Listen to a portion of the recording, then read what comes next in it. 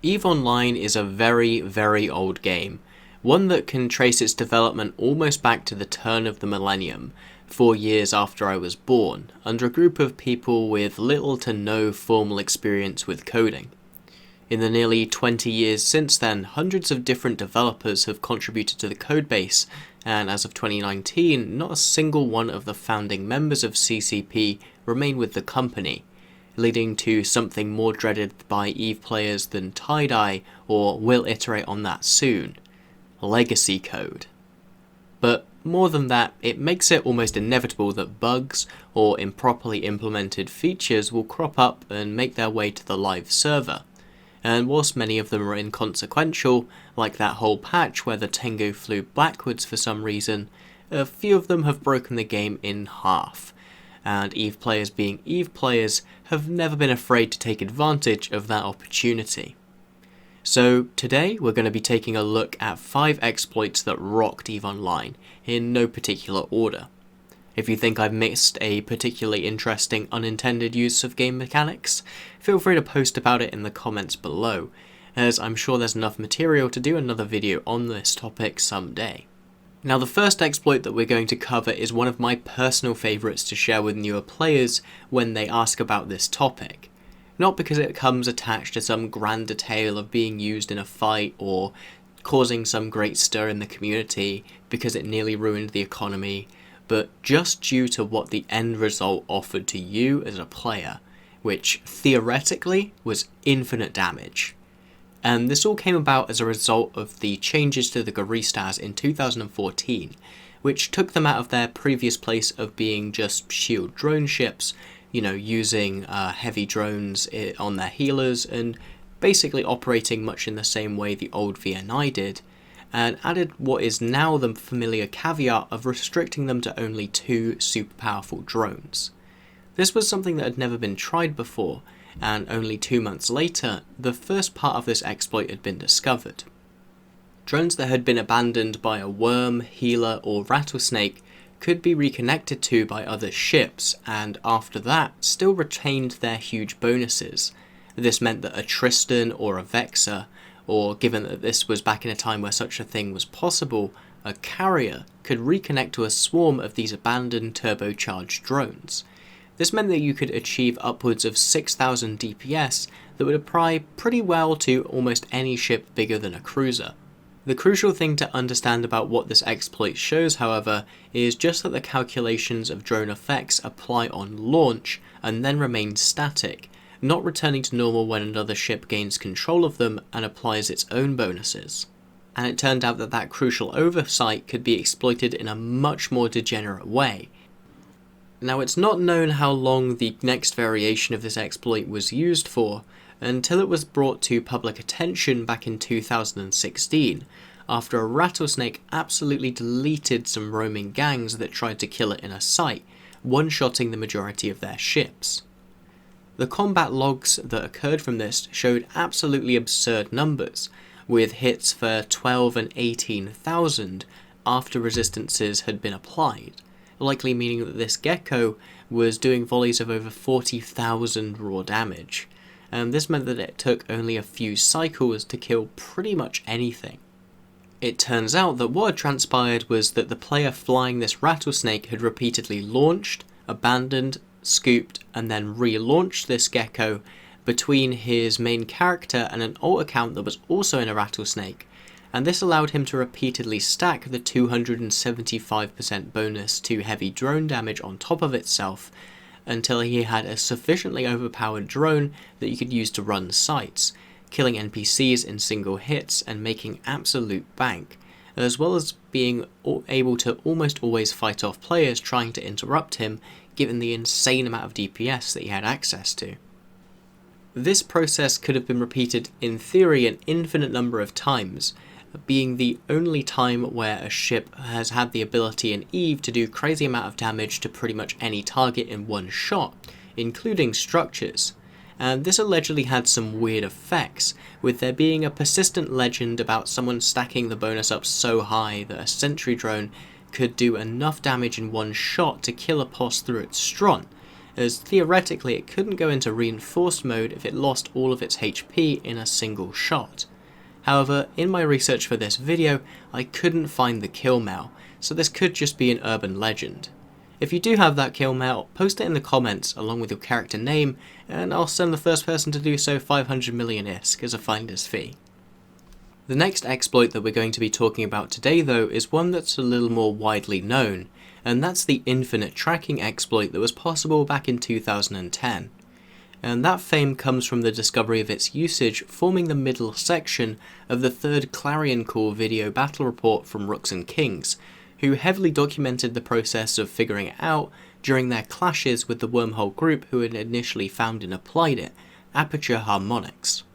I won't spoil the end to that fighting, but I'd encourage absolutely everyone who hasn't seen it to check out the link to it that I'll put in the description, as it's one of the must-watch pieces of EVE content along with Clear Skies, and This Is Really EVE in my opinion. Anyway, the original post describing this exploit on the Scrap Heap Challenge forums has long since been deleted,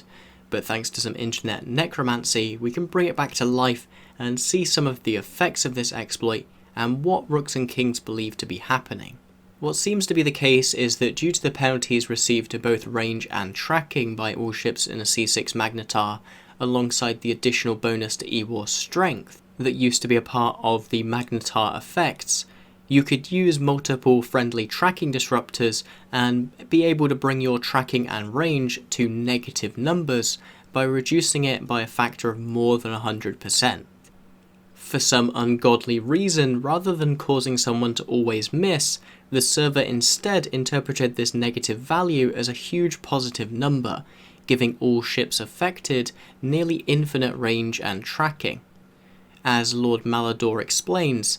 put simply, using this method, a 3000 DPS Vindicator in a C6 Magnetar can shoot at 249 km with blasters and antimatter, and hit an interceptor at that range for full damage. And whilst this was eventually fixed and huge fines allegedly levied against Aperture Harmonics for their abuse of the bug, for a time it seemed like two fleets of these impossible sniper boats would be destined to clash, and it almost feels like a pity in hindsight that RNK's efforts led to it being fixed before such a degenerate sight could be unleashed upon tranquility. Third up to bat is a little loophole that almost destroyed a good section of the game's economy by using and abusing an exploit creatively dubbed 4X that was possible during 2012 shortly after the revamp of faction warfare in Inferno. This introduced the mechanic that we still see today of faction warfare participants being rewarded in LP for killing members of the opposing militia, to serve as a lucrative reward for PvP. However, when initially introduced, these rewards were calculated purely from a percentage of the raw ISK that the game estimated had been killed, without the removal of insurance payouts or dropped items. The first stage of the exploit was built around simply taking advantage of this, by blowing up freighters, scooping the loot with another freighter, and blowing it up again, stacking up multiple billions of ISK worth of free LP at a time, as well as effectively allowing Goonswarm, who were the foremost abusers of this exploit, to cash out their mineral stocks in a different currency. This was eventually hotfixed a few days later, but with their newfound stocks of LP, a further exploit came to pass. A nearly completely unused item was then chosen from the LP stores, and by trading massive amounts of them between themselves for drastically inflated prices, Goons were able to raise the price of what the game thought it was worth into far, far more than what it was actually worth, given that this value is what dictated the amount of LP that was then gained from killing a ship holding said item, and that LP could then be used to purchase more of said item, repeating the loop of buying a stack of these items and destroying them with your own ult allowed the creation of nearly infinite LP, only capped by the nominal fee required by LP store transactions. By the end of the exploit and Aerith's post on the forums explaining it to the public, not only had 5 trillion or more ISK been extracted, but LP was now only worth around 81 ISK per point to Goons, compared to the 1,000 or so that it stands at currently. Allegedly, so much LP was generated during this that they had to be careful not to hit the integer overflow point of 2,147,483,647 LP per character. The fallout from this was, admittedly, rather messy, with temporary bans being handed out as CCP attempted to limit the damage to the economy, as LP is a major component of the mission reward system, which is heavily relied upon by casual players and feeds into learning implants, which nearly all players utilise in some capacity. Ultimately, all of the exploited LP and items purchased using it were removed, but those players involved were allowed to continue playing, as one might notice, given that the mastermind of the exploit mentioned earlier, Aerith, is currently a member of the CSM. The penultimate topic for us to cover on the subject of exploits is one that I'm all too familiar with, given that it rose to the attention of the general public during my time as a player representative on the CSM in 2016 and 17, and that, obviously, is ghost training. So as you should know, skills in EVE train up over real time rather than as a result of active play as it is in most MMOs, meaning that you effectively gain experience at a flat rate as the return for paying your subscription, or remaining active if you're an alpha. This SP had recently become tradable between players as a result of the introduction of skill extractors and injectors, which resulted in SP having a hard monetary value and exchange mechanism for the first time, enticing people to see just what flaws there were within the training system of EVE. It turned out there was one absolutely huge one, to do with how the game tracked account status and training. If you had a long queue of skills, such as 30 or 90 days, and your subscription lapsed during that period, as long as you didn't log in and make the training queue update to your now unsubscribed status, the training would continue as if you were still subscribed, allowing you to generate free SP on that character, which could then be extracted and sold. This exploit was something that had been brought to CCP's attention before it became a PR disaster, but as there continued to be no exploit notification and CCP tried to quietly fix the issue with stealth patches, Reddit exploded with anger, both at CCP and those who were exploiting the glitch, demanding heads-on spikes and retribution for the crimes committed, whilst players such as Globby boasted about the hundreds of billions they'd made as a result of the exploit. After nearly a year of this being possible, an exploit notification was finally sent out, declaring ghost training an exploit much to the relief of the community and putting an end to the fountain of infinite SP that had flooded into the game and turned Plex prices into a complete joke, although not quite hitting the 2 billion plus peak that they'd run into in 2018. Retribution also came, but in the form of mostly amicable agreements between CCP and the exploiters, who in large part agreed to restitutions demanded by CCP,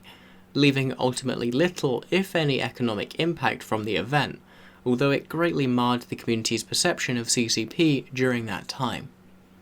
The same could not be said for this final exploit, which reached so far and operated in secrecy for so long that it was completely impossible to reverse the impact that it had had on EVE Online. And whilst the origins and process behind it have sadly faded into obscurity, we do know that it came to light in 2008, and that's the legendary reaction duplication exploit, which finishes up our quintet of exploits, adding infinite resources to our list of infinite SP, infinite LP, infinite tracking, and infinite damage, because EVE does everything big, even and arguably especially the fuck-ups. Now, as I just mentioned, the exact mechanics behind this exploit aren't publicly available, with CCP's exploit notification being tight-lipped and any sources close to the topic being unreliable at best. But from what is possible to gather, it seems as though there was a way to run T2 reactions without having to put in the actual input components, skipping the step of having to find the raw minerals and mine them from a moon in the first place, and skipping right into the manufacturing part. And this allowed the exploiters to completely dominate the production of higher-end Tech 2 materials and end products, as their only cost to produce them was the need to fuel their towers, which then spewed out billions worth of free items every hour. and this allegedly allowed the poster who brought the scheme into the limelight with the post shown earlier to make over 3 trillion ISK, at a time where Plex was under 300 million, making it a completely absurd figure.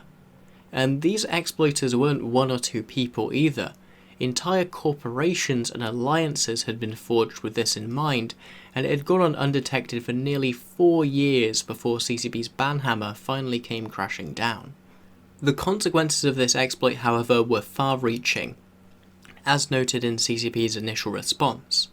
It in fact transpired that the majority of all T2 items in the game were created thanks to this fountain of free T2, making rolling back the chain pretty much impossible, as it would have required going as far as to tear modules off of pretty much every ship. And this meant that the T2 module market remained deflated in cost for some time, whilst on the other hand the prices of the components to make them skyrocketed, as the industry surrounding them had previously been outcompeted by these exploiters. It took months, if not years, for the damage to the economy caused by this to work its way out of the system, making it by far one of the most impactful in my opinion. Anyway, that about brings us to the end of the video, so I hope you've enjoyed learning a little more about some of the ways in which EVE has gone wonky over the past years. I'd like to just take a brief moment here to mention the Plex for Snitches program that CCP runs, which will reward you if you actually report an exploit to them. I'd encourage anyone who stumbles upon something like this to go through the proper channels and end up not getting your accounts banned, as that's probably the best way for both parties. A special thanks as always goes out to our Crassuses, Pinche Infidel from Old School, Brood from Triumvirate and Zolka Lando, as well as to our other $5 patrons in Dustin Prater, Meeks, Zar, Olav Olden, Kem, Raphael, Big Bada Boom, Dunk Dinkle, and the Ashfell Foundation. If you want to support the channel yourself, you can either check out the Patreon link in the description below, or if you'd like, just share the video with some other people you think might enjoy it, as advertising is the best thing you can really give me. Until next time, have a good day and don't forget to fly smart.